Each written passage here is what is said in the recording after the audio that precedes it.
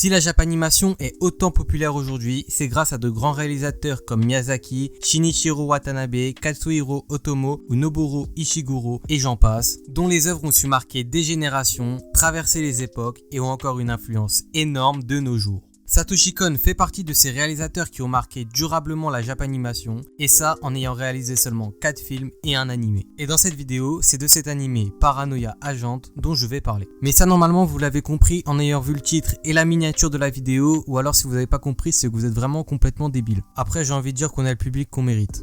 Avant de passer au générique et à la vidéo en elle-même, repose en paix Satoshi Kon, encore un génie parti trop tôt. Merci pour les travaux colossaux réalisés pour la Japanimation et on va vraiment essayer de faire en sorte que tu sois jamais oublié. C'était un peu l'instant hommage et tristesse de la vidéo, maintenant on peut passer aux choses sérieuses, mais avant ça, générique. J'ai commencé en bas pour finir dans le top. Y'a les gyros en bas donc on esquive les cops. W, je rate mon sirop dans un double cup. Double bitch, j'échange ma bite pour prendre une double top. Satoshi Kon naît le 12 octobre 1963 à Kushiro dans la préfecture d'Hokkaido. Il lit des mangas depuis son enfance, mais c'est vraiment à partir du lycée qu'il commence à s'y intéresser, notamment après sa lecture de Domu de Katsuhiro Otomo. Il est aussi marqué par des animés de science-fiction comme Conan Fils du Futur, Yamato ou Mobile Suit Gundam. Et globalement, la science-fiction en général l'a beaucoup inspiré dans sa carrière. En 1982, il décide d'aller à l'université d'art de Musashino afin de professionnaliser son dessin. En 1985, son premier manga Toriko paraît dans le Young Magazine. Il est bien reçu et reçoit même le prix Tetsuya Shiba d'excellence débutant. Suite à ça, il devient assistant d'Otomo sur le classique que tout le monde connaît aujourd'hui, Akira. Otomo était l'un des auteurs qui a le plus influencé et qu'aime le plus Satoshi Kon, et sans trop mouiller, je peux dire qu'il a été très heureux de travailler avec lui. Et il y a écrit sur Wikipédia qu'il y a une relation privilégiée entre les deux hommes qui naît de cette rencontre. Après, j'étais pas présent donc je peux pas l'affirmer, mais s'il y a écrit sur Wikipédia, je pense que ça doit être vrai.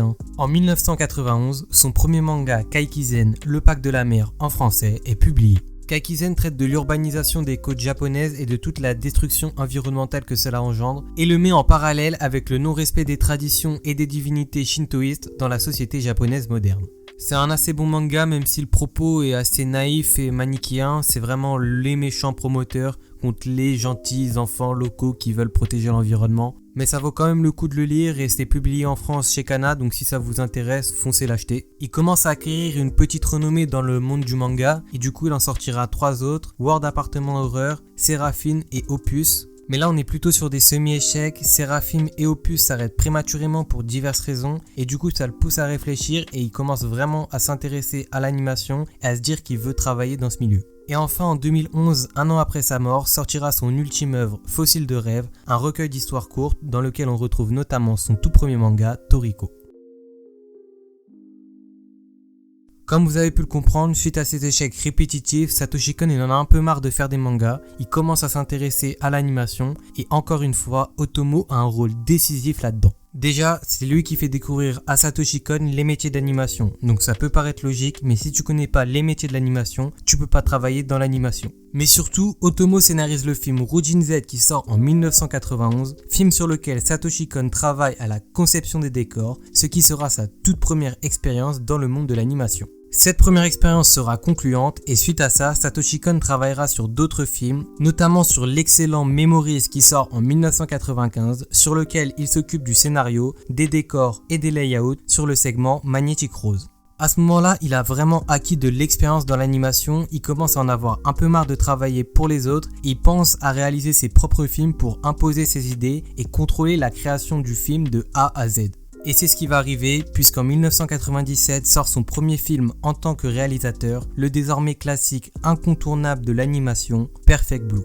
Perfect Blue nous fait suivre une idole de la pop japonaise qui décide de se reconvertir en actrice. Mais après cette reconversion, de plus en plus d'événements inquiétants surviennent autour d'elle. C'est avec Perfect Blue que Satoshi Kon développe pour la première fois la notion de réalité subjective qui sera primordiale dans la suite de sa carrière. Le film est à la fois un succès critique et commercial et reçoit de nombreuses récompenses. Satoshi Kon est donc très vite reconnu et s'installe définitivement dans le milieu de l'animation. Le mec arrive totalement inconnu au bataillon, met une claque à tout le monde dès sa première œuvre et devient une référence dans son milieu. C'est totalement Caris en 2013 avec Or Noir. Sauf que Satoshi Kon n'a pas sorti les bouillies auditives que sont 270 et Château Noir. Bref, passons. En 2001, il sort son deuxième film Millennium Actress qui est plutôt bon et dans lequel il continue de développer la notion de réalité subjective. En 2003, il sort Tokyo Godfather, une comédie sociale que je vous recommande vivement d'aller regarder. En 2004, il sort l'animé qui va nous intéresser aujourd'hui, Paranoia Agent.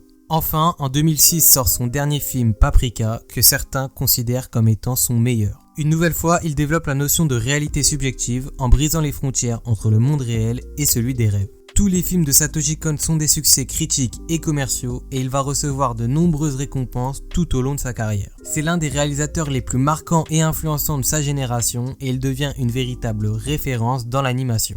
C'était un petit résumé rapide de la carrière de Satoshi Kon, il y aura encore plein de trucs à dire dessus, mais bon, ça fait déjà 5 minutes que la vidéo a commencé et j'ai toujours pas parlé de Paranoia Agent, alors c'est quand même le sujet principal de la vidéo, donc je pense que l'attente doit être assez longue pour vous. Et en plus de ça, d'après les stats de YouTube Studio, la majorité des gens arrêtent de regarder mes vidéos à partir de 4 minutes 30, 5 minutes, donc je pense qu'après s'être tapé la biographie de Satoshi Kon, il y a plus grand monde depuis belle lurette. Du coup, force à ceux qui sont restés jusqu'à là et genre mettez dans les commentaires fuck Mousse pour que je vois qui est resté.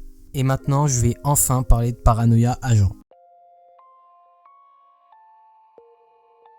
Paranoia Agent est un animé sorti en 2004, réalisé par Satoshi Kon et produit par le studio Madhouse. L'histoire commence par l'agression de Tsukiko Sagi, créatrice de la célèbre poupée Marumi, par un gamin en roller avec une batte de baseball.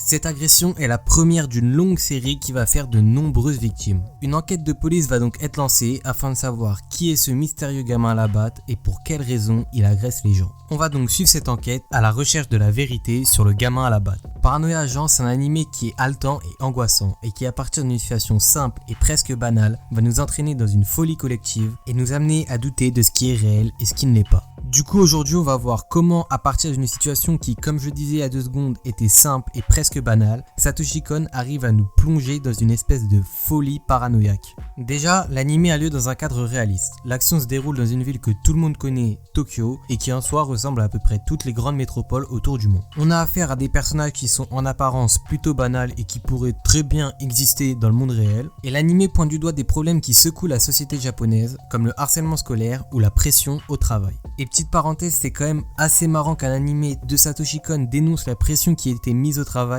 alors que lui-même était réputé pour être quelqu'un de très dur et qui mettait beaucoup la pression avec ceux qui travaillaient avec lui. Enfin bref, ça c'est un autre problème. Le cadre de Paranoia Agent s'inscrit donc dans la vie quotidienne des Japonais et n'a donc absolument rien de fantaisiste. Dans ce cadre réaliste plutôt calme, la première agression du gamin à la batte sort de l'ordinaire, mais au départ on est plus sur un fait divers comme il y en a des dizaines chaque année et ça a pas l'air de tant inquiéter que ça. Un léger doute s'installe en nous sur la véracité de la première agression, mais il est levé quand la deuxième agression a lieu. Mais au fur et à mesure que les agressions s'enchaînent, l'angoisse va monter. Ce qui était vu au départ comme un acte de folie isolé va devenir une série d'attaques qui peut toucher n'importe qui, n'importe quand. Cette angoisse est décuplée par les rumeurs que répandent les gens, que ce soit par le bouche à oreille ou par internet, qui font du gamin à la batte une véritable légende urbaine ancrée dans l'imaginaire collectif. Au fur et à mesure que le nombre d'agressions augmente, les rumeurs en font un être démoniaque à l'apparence monstrueuse et des histoires plus invraisemblables les unes que les autres vont se répandre à son sujet. Tout cela va créer une véritable paranoïa collective dans la population. Pourtant, à aucun moment l'existence du gamin à la batte n'a été prouvée. Mais pourtant, personne ne va la remettre en question. La réalité et l'imaginaire collectif se sont donc mélangés à ce moment-là. Et alors qu'on doute de ce qui est réel et de ce qui ne l'est pas, de nombreuses situations où l'imaginaire et la réalité sont totalement mélangés vont venir encore plus nous perturber. On a notamment un épisode qui se passe dans une sorte de jeu Heroic Fantasy, et alors que nous on va se demander ce qui se passe et si c'est normal, les personnages sont absolument pas troublés et se comportent comme si de rien n'était. Comme s'ils avaient l'habitude que l'imaginaire et la réalité soient mélangés. Et ça va créer un vrai décalage entre nous et les personnages. On se dit qu'ils savent des choses que l'on ignore, qui nous empêchent de comprendre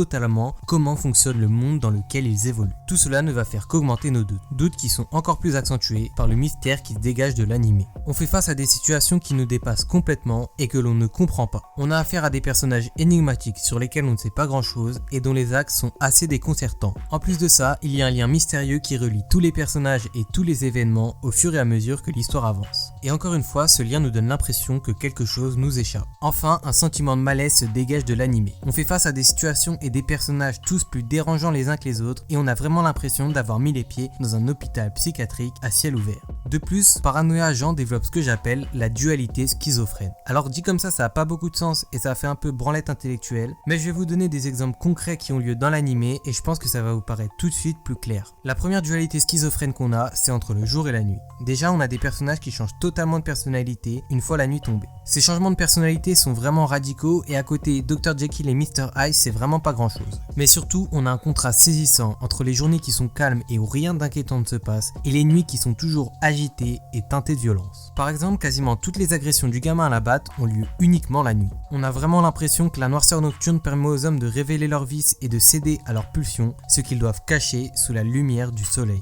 Et du coup ça donne un côté anxiogène à toutes les scènes qui ont lieu la nuit vu qu'on sait qu'à n'importe quel moment quelque chose peut arriver. La deuxième dualité schizophrène dont je veux parler, c'est sur la vision qu'ont les personnages du gamin à la batte. Et là encore, on a deux visions totalement opposées qui ressortent. La première, c'est celle de la police, des médias et plus généralement de l'opinion publique. Ils voient le gamin à la batte comme un danger pour la société, un psychopathe qu'il faut absolument arrêter pour mettre fin à tous ses méfaits. On peut clairement se dire que c'est la vision qui paraît la plus logique.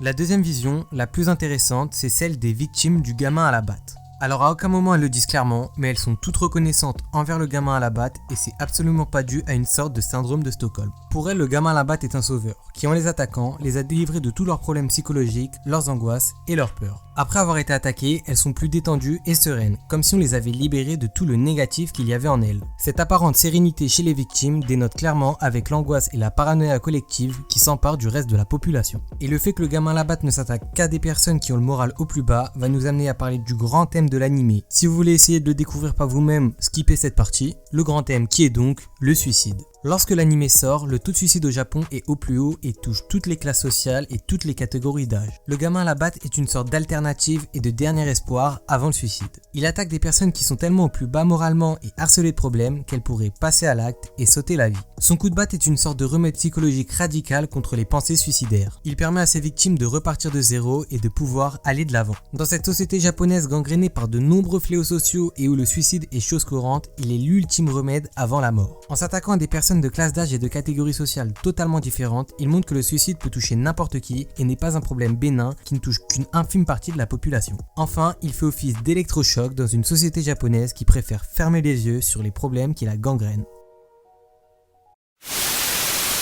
C'est la fin de la vidéo, j'espère qu'elle vous a plu, que vous avez pu découvrir un nouvel animé et surtout que ça vous a donné envie de vous intéresser au travail de Satoshi Kon. Si c'est le cas, n'hésitez pas à vous abonner, à liker, à commenter, à partager, ça fait extrêmement plaisir ce qu'ils font et vraiment merci à vous. Et maintenant je dirais de s'abonner au début de la vidéo parce que là, au bout de plus de 10 minutes de vidéo, je pense qu'il doit y avoir encore 2 personnes qui regardent, donc c'est pas très bénéf de le dire à la fin. Aussi dans ma dernière vidéo, j'avais dit qu'avec la reprise des cours, je pensais que j'aurais beaucoup moins le temps de faire des vidéos sur la fin d'année, mais j'ai un emploi du temps de branleur et en ce moment je suis motivé à travailler sur la chaîne, donc je pense qu'il y aura beaucoup plus de vidéos que ce que j'avais prévu qui vont sortir, notamment une vidéo sur le A qu'un certain Adam doit m'aider à écrire. Enfin voilà, c'est tout pour aujourd'hui et surtout n'oubliez pas, mort aux pédophiles.